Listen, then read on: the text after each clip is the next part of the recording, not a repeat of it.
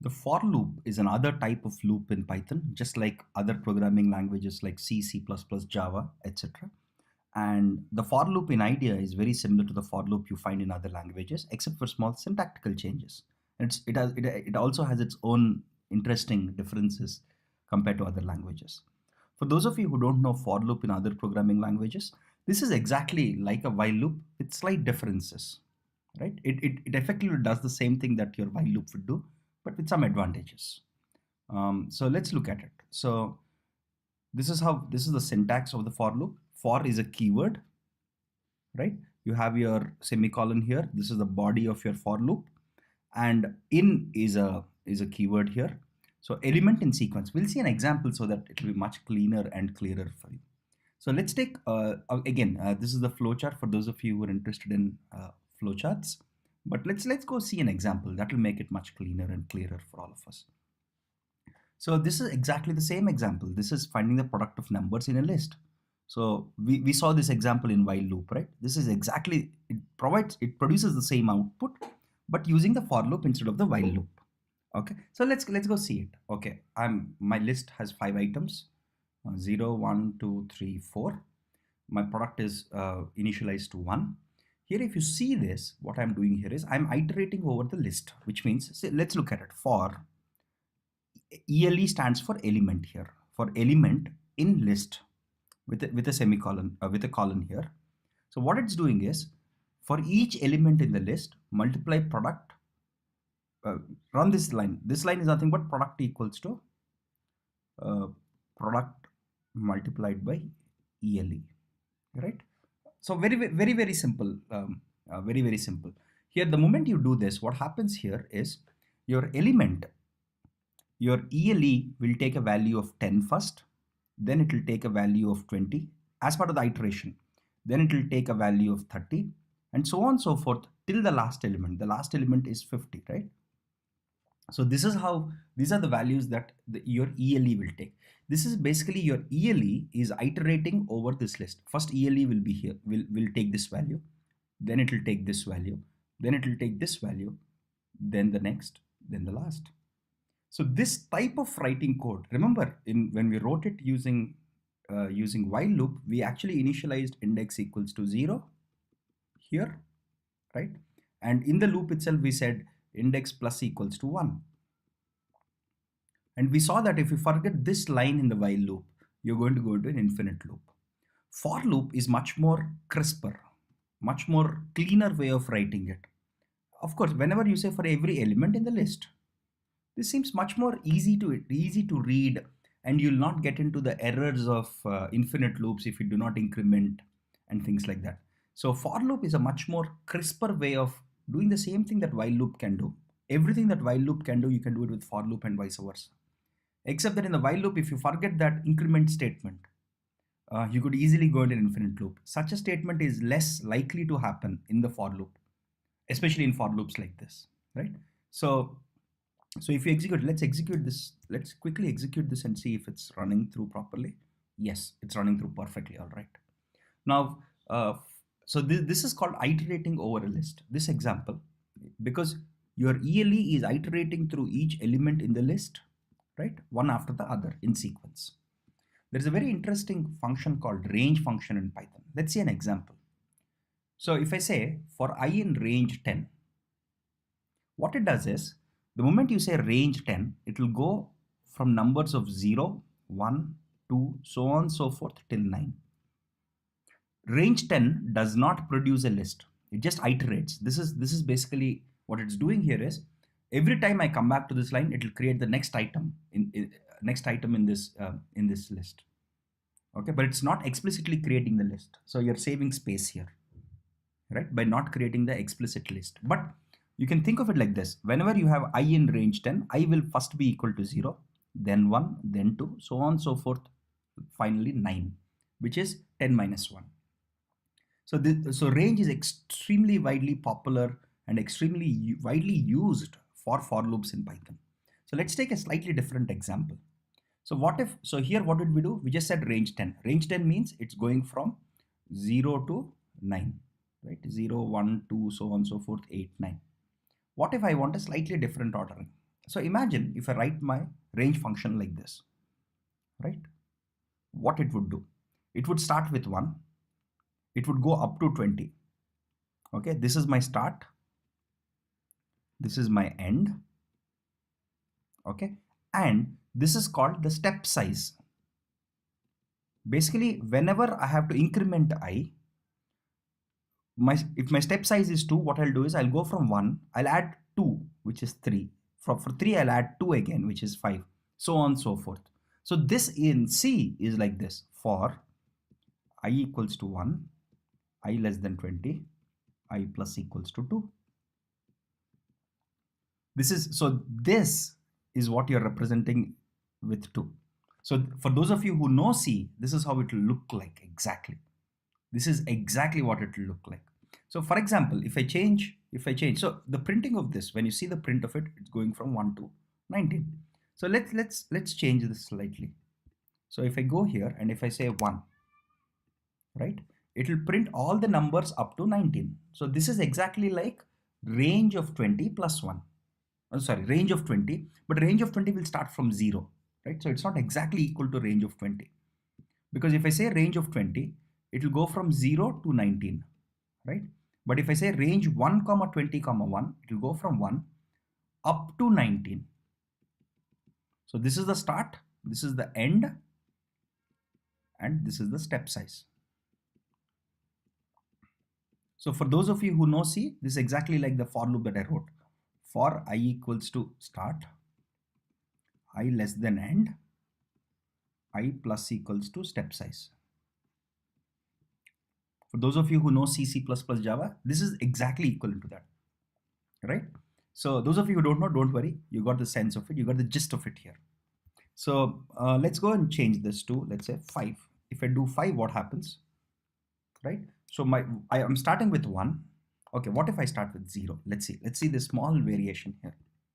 If I start with 0, what it's doing with a step size of 5, right? So it will start with 0, it will add 5 for the next iteration, it will add again 5 to the next iteration, it will again add 5. When it adds 5 here, it becomes 20. But we want it to be less than end, right? So 20 won't be printed here. So range is extensively used when you have to iterate over a bunch of numbers, right? You can also iterate over a list. Okay, let's see another example. Okay, imagine if I have a list. These are our 5 engineers: Srinu, Satish, Murali, Naveen, and Brahma. So let's assume I have a list of strings here. Now what I could do is I could say for okay, there are 2 ways of doing it. Okay, so so this is one way. So what I'm doing here is I'm saying for index in range, what is length of list? So this is 0th item, 1st item, 2nd item, 3rd item, 4th item. So length of list is 5. So range of 5 will go from 0, 1, 2, so on till 4, right? These 5 numbers, right? So I'm saying for index in this range. So now index will take a value of 0, 1, 2, 3, 4. Okay, print list of index, which means it will print these names, right? Right? This is basically iterating a list using index. Of course, I could have done it much more simply, which is as follows. Without using the range, I could have said, without using range, I could have simply said, okay, let me write one more line here. Let me write another for loop. For element in list, print element. Okay, suppose let's remove these 2 lines and let's run it. You still get the same thing, right? They both are exactly equivalent. The output that you got with this, here what am I saying? Here I'm saying for each element in the list, just print the element. This is much more convenient and much more crisp and clean and short and easy to read. Of course, you could have done it using the first approach also, where you said, okay, I mean, there are 2 ways of doing it. There are multiple ways of doing the same thing. Of course, I prefer the second way that I just wrote right now, which is much more elegant, right? Of course, you could have done it using this, and here we are using the range function to iterate over items in a list. We can do both of them, by the way. Now, just like your other loops, for loop also has an else. So whenever, okay, let's look at it. Okay, so what is this program? You have numbers, you have 3 numbers here, right? You print all the numbers, and once all the items are over, it will just go to the else statement. It says no more items or no item left in the list. Very, very simple, straightforward snippet of code. So as soon as you have iterated or you have gone through all the numbers in the list numbers, all the values in the list numbers, you come back here before you go to the next line of code. Okay, so else basically says whenever you fail this, whenever this condition, whenever you have iterated through all the elements, you just come and do else. Okay, having said that, okay, this code is not very important. Let's go and write a more important code, which is Python program to display all prime numbers within an interval. Okay, this is super good. Okay, so we'll use for loops here. Let me just execute it. Yes, it's running perfectly. So imagine I have two numbers, index 1 and index 2. Okay, index 1 is 10, index 2 is 50. What I want to do is I want to print all the prime numbers between 10 and 50. Okay, so let's see how to do it. So my first for loop is spanning this whole range. What is it doing? It's saying for number in range index 1, which is 10, to index 2 plus 1 up to 51.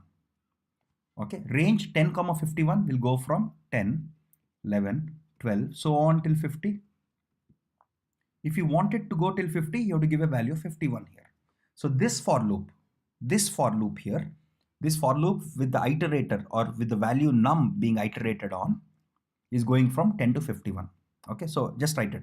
So this is going from 10 to 51.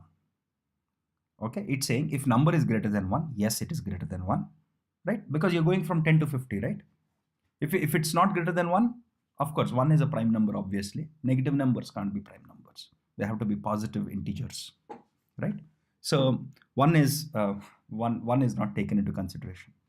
Okay, now this part of the loop, if you see this part of the loop,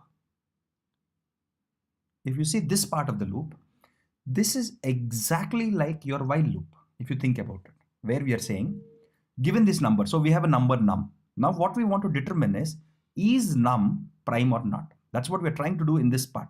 In this part, are we saying, is num prime or not? We are trying to determine that using this. So we are giving a variable called is divisible, false. Now I have a new for loop here. This for loop runs between this for loop will go from 2 to num, right? Which means it will go from 2 to, suppose my num is, let's say, 10. Okay, the first value here is 10, right? Then it will go from 2 to 9. It will try to divide num with all the values between 2 to num minus 1, right? So if my num is 10, let's say my num is 10, then it will try to divide each of the value. It will try to divide 10 by 2, 3, so on and so forth till 9. If any of them divides it, we are saying is divisible equal to true.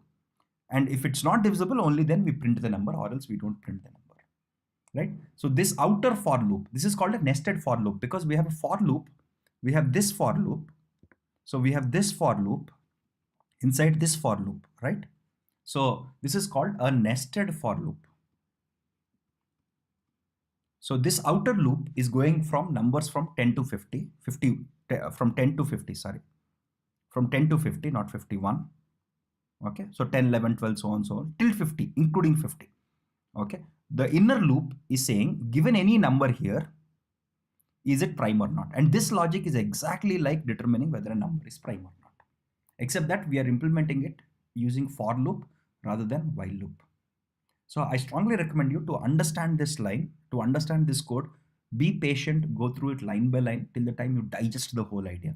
For those of you who know programming in C, C++, this will be straightforward. It's all about syntax, right? For those of you who don't know any programming, I think you should focus more and understand the constructs here. Okay, so when I run this, I get all my prime numbers between 10 to 50. And let's just change it. So instead of 10, if I just do 20 to 50, yes, 23, 29, 31, 37, 41, 43, 47. All of them are prime numbers. This is a simple example of using for loop to display all prime numbers in an interval.